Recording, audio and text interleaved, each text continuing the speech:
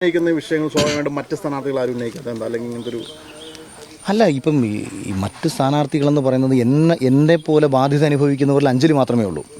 കാരണം മറ്റുള്ളവരൊക്കെ പ്രത്യേകിച്ച് ഇപ്പോൾ അവർക്ക് എന്താ നഷ്ടപ്പെടാൻ, ഇതിലെല്ലാം നഷ്ടങ്ങളും പേരേണ്ടി വരുന്ന ഒരാൾ ഞാനാണ്.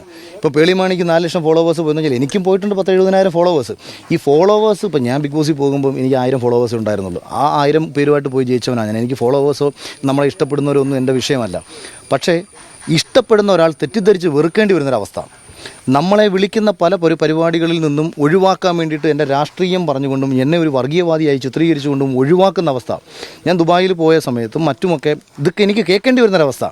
അപ്പോൾ ഞാനിത് കേൾക്കാം, ഞാൻ തയ്യാറാണിത് കേൾക്കാൻ. പക്ഷേ ഇതൊക്കെ കേൾക്കാൻ കാരണക്കാരനായ ഒരാൾ സുഖിച്ച് ഒരക്ഷരം മിണ്ടാതെ അപ്പുറത്ത് നിൽക്കുകയാണ്, ഒരു മറുപടി തരാതെ നിൽക്കുകയാണ്, അല്ലെങ്കിൽ വിളിച്ചൊന്ന് സമാധാനിപ്പിക്കാതെ നിൽക്കുകയാണ്, അല്ലെങ്കിൽ അടുത്ത കാര്യങ്ങൾ പറയാതെ നിൽക്കുകയാണ്. അപ്പോൾ ഞാനെന്തിനാണിത് കേൾക്കേണ്ട കാര്യം?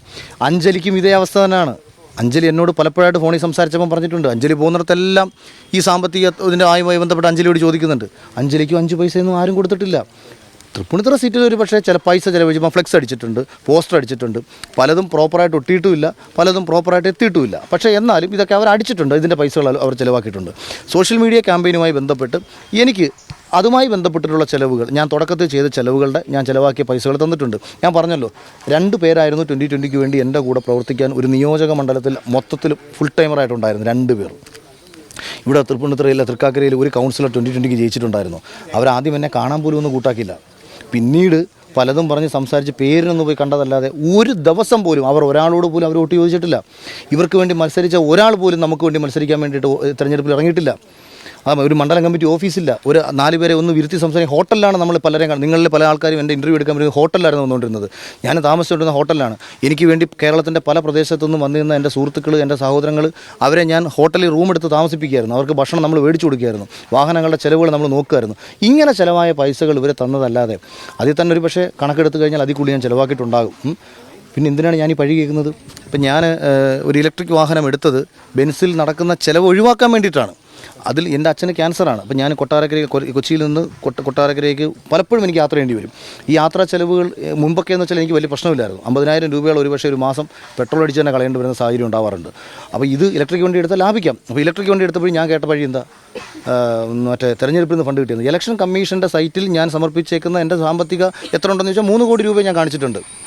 അതായത് തെരഞ്ഞെടുപ്പിൽ മത്സരിക്കുന്നതിന് മുൻപ് തന്നെ എൻ്റെ കണക്കുകൾ ഞാൻ കാണിച്ചത് 3 കോടി എന്നാണ്. എനിക്ക് അത്യാവശ്യം സേവിങ്സ് ഉണ്ട്.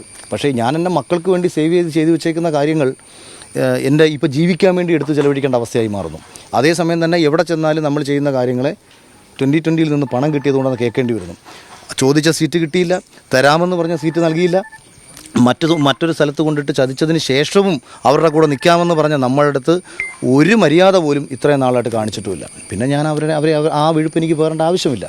ഞാൻ ഒറ്റയ്ക്ക് എനിക്ക് സിനിമ ചെയ്യാനറിയാം, എനിക്ക് മുന്നോട്ട് പോകാനറിയാം, എനിക്ക് എൻ്റേതായ കാര്യങ്ങൾ നോക്കി ആരുടെയും സഹായമില്ലെങ്കിലും എനിക്ക് ഒറ്റയ്ക്ക് ഇവിടെ സർവൈവ് ചെയ്യാനുള്ള ശേഷി എനിക്കുണ്ട്.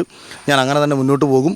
അതിൽ എനിക്ക് രാഷ്ട്രീയം പറയേണ്ടടുത്ത് എനിക്ക് ശരിയെന്ന് തോന്നുന്ന വിഷയങ്ങൾ ഞാൻ സംസാരിക്കും. പാർട്ടിയിൽ ജോയിൻ ചെയ്യും അങ്ങനെയാണ്? ഇല്ല, അതാ ഞാൻ പറഞ്ഞത്. ഇപ്പം നമ്മൾ സ്വതന്ത്ര കാഴ്ചപ്പാടോടുകൂടി മുന്നോട്ട് പോകും. ആ സ്വതന്ത്ര കാഴ്ചപ്പാടോടുകൂടി മുന്നോട്ട് പോകുമ്പോൾ എനിക്ക് ലഭിക്കുന്ന സ്വീകാര്യത എനിക്ക് ഇന്നലകളിലും കിട്ടിയിട്ടുണ്ട്, നാളെയും കിട്ടും. പക്ഷേ ഞാൻ പറയുന്ന വിഷയത്തിൻ്റെ മെറിറ്റ് നഷ്ടപ്പെട്ടു പോകും. ഇപ്പം ഞാൻ ദുരിതാശ്വാസ നിധിക്കെതിരെ ഞാൻ സംസാരിക്കുമ്പോൾ ഞാൻ ഇന്ത്യയുടെ പ്ലാറ്റ്ഫോമിൽ സംസാരിച്ചാൽ നിങ്ങൾ എത്ര പേര് അത് വിശ്വസിക്കും? സ്വതന്ത്രനായതുകൊണ്ടാണ് ആ വിശ്വാസം വരുന്നത്. അപ്പോൾ എനിക്കറിയാം, ശരികൾക്ക് വേണ്ടി എനിക്ക് സംസാരിക്കുമ്പോൾ ഒന്നിൻ്റെയും ഭാരം എൻ്റെ മണ്ടയിലുണ്ടാവാൻ പാടില്ല. അപ്പം ആ ചാപ്പ എൻ്റെ മണ്ടയിൽ അടിക്കാൻ പാടില്ല. ഞാനായി സംസാരിക്കും, എനിക്ക് ശരിയെന്ന് തോന്നുന്ന വിഷയം സംസാരിക്കും.